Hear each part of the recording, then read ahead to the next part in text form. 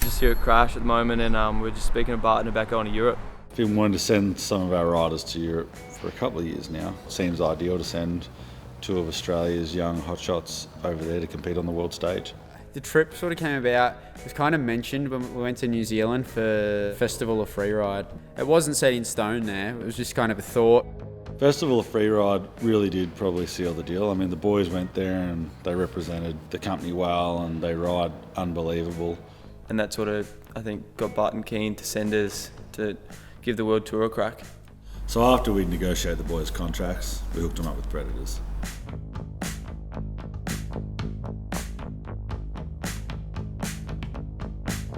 Mick the mechanic from Krash set up the skis real well. You know, he's done a bit of jet skiing now, so he sort of understands what they go through. Probably had maybe 3 or so meetings just to talk about the trip beforehand. We had no clue pretty much of how things work on the World Tour, so we kind of left that in Nick's hands to a degree. Like, Ryan and I have never been to Europe. We didn't know where we had to go, how to get to places. Nick had been and done it all before, so he knew who to talk to, who to get entry forms to, who needed to be paid. This is how stupid this is. That's like 4,000 kilometres. It's like driving to Cairns. Looking at the map, it was crazy how much driving was involved. They should see a lot of shit. Yeah. A lot of roads. And road houses.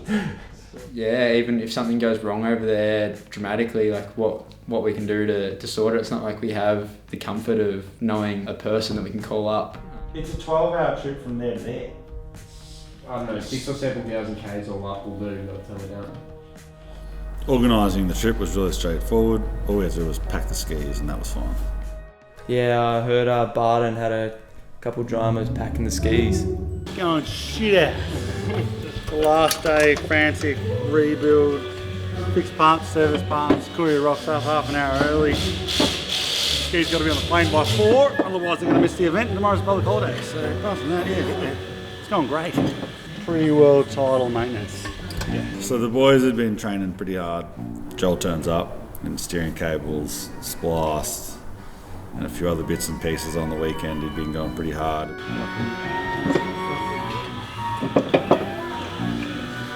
I don't even normally sweat. My job is the keyboard. Tap away on that little board. I like moving stuff in CAD. Mechanical stuff, bloody hell. Oh, come on. Get in there. Okay. Because it's public holiday tomorrow.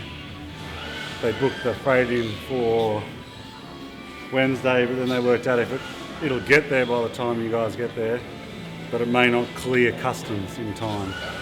So then it could have been sent Tuesday, but then they told us on Saturday that, yeah, it has to leave on Monday. Fuck, he's tooting us now. Are you serious? Fucking hell, he's revving it.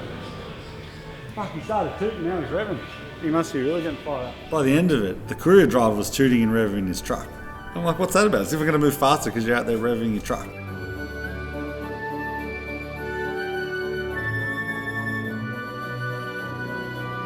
So, yeah, it got a little chaotic there.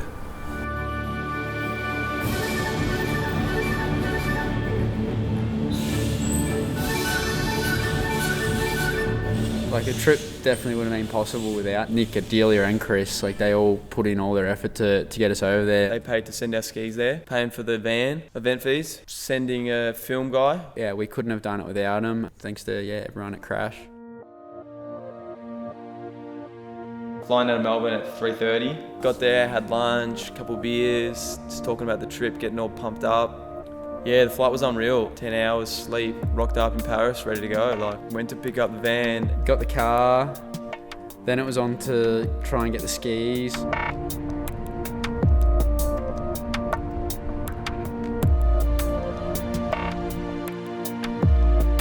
We have 2 crates to pick up from here, Krash Industries, From Melbourne. from Australia. We got there and the carnet, it wasn't there and it needed to be the original document.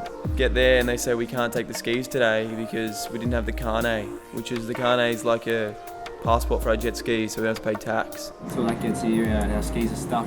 So we were like, shit, this is an issue. They're like, it'll be here tomorrow. So we're like, all right, well, we'll come back tomorrow morning. So there, first thing in the morning, went there. We're about to walk up, hopefully get our skis today. We tried yesterday. We didn't have the documents. So fingers crossed we get the skis and head down there. And we rocked up and they're like, no, it's not here yet. Shit, what's gonna happen here? We'll just wait. We're waiting for a couple of hours. We waited around at the place we had to pick our skis up for, I don't know, 2 or 3 hours. And we're just waiting there and yeah, just still no carnet. Kept going up there and asking them. Got to past midday. Finally we asked them and it was there. So yeah, got the carnet and skis, just strapped them down. We knew we had about a 6 to 8 hour drive from Paris down to Biscarrosse. Hopefully get there 8:30 tonight and unpack the skis.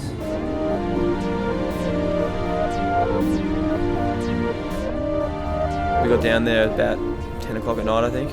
All day we'd been on edge, trying to get the skis, trying to get down there. Got to the hotel and we were wrecked. We were fatigued, we had nothing left.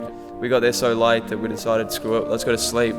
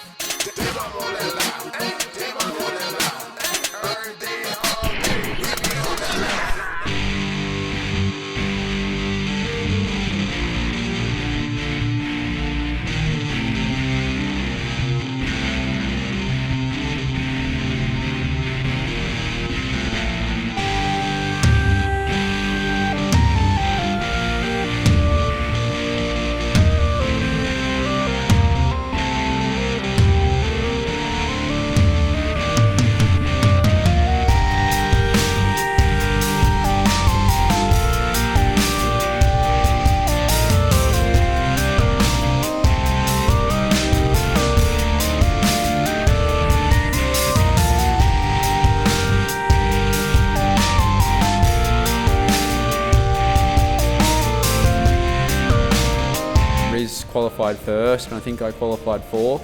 Wasn't too bad like for our first ride out. It was sick. Everything I'd been training for sort of came together. I wasn't unhappy because I knew it didn't really ruin my chances for the next day.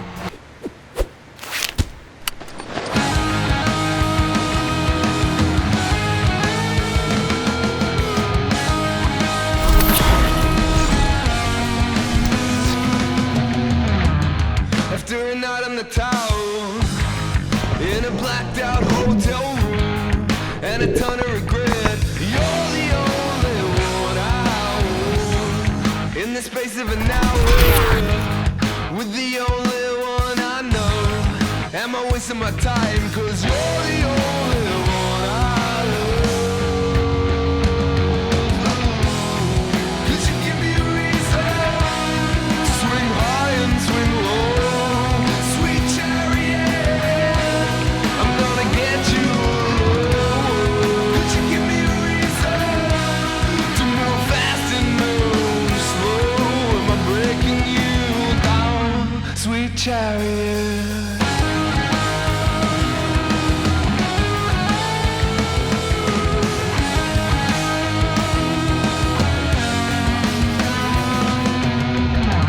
Yeah, Joel smashed it, man. Like, definitely wicked. Ryan Savage, and there's no handed flips and flex rolls. Just hangs them out for so long. It's love his style. Just bonkers, man. Like. 'Cause I've been thinking about it. I think about it every day, and it's clear to me now that you're the only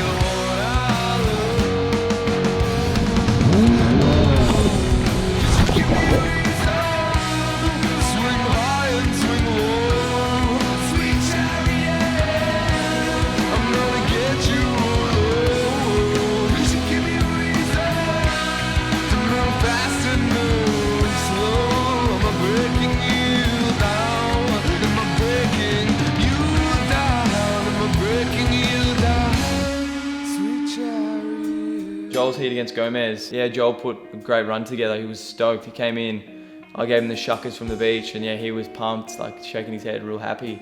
And yeah, Gomez looked maybe worried about it when he came in. He wasn't as excited as Joel was. I did everything but a no-hander. I did a super flip and scarecrow rolls and flex flip and a Madonna flip.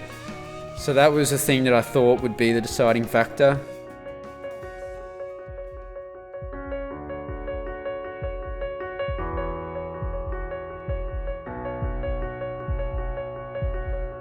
His flag came up and to say he'd won, and didn't get him on that one.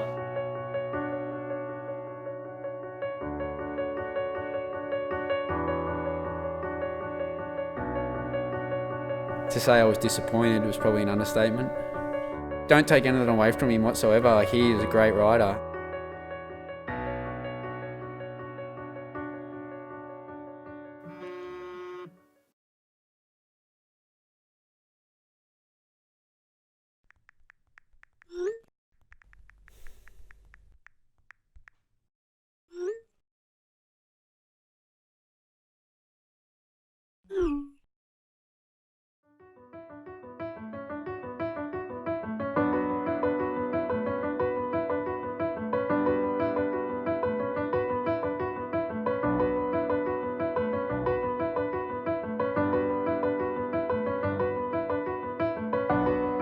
I get nervous when I compete. I don't like it too much, but I love winning. So that's why I do it. I like doing my best. Like, if I get out there and I put a good run together, like, that feeling it's real good. I think I have good consistency. I work on my tricks and I don't stop working until I get it right.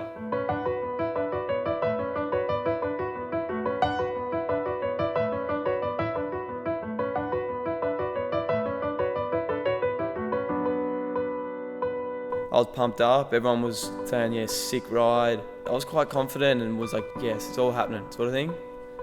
And I was stoked with my run, and Gomez was not. He was really worried when he came in. A lot of people on the beach said that I won. Most people had thought that Ryan had won it. Like, there wasn't really anyone thinking that Gomez had it on the beach.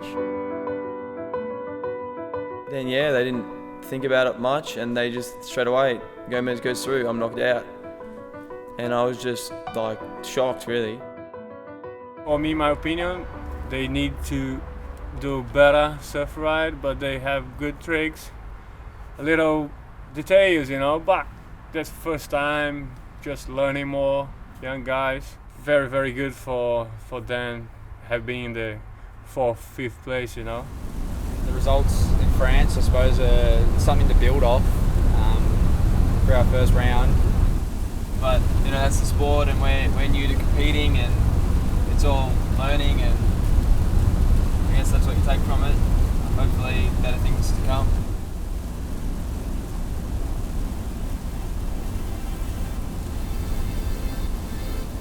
How's the croissant? Oui, oui. It's also oui, oui. You get 3? Let me just share one and have one and do it. Cheers to playing a good one.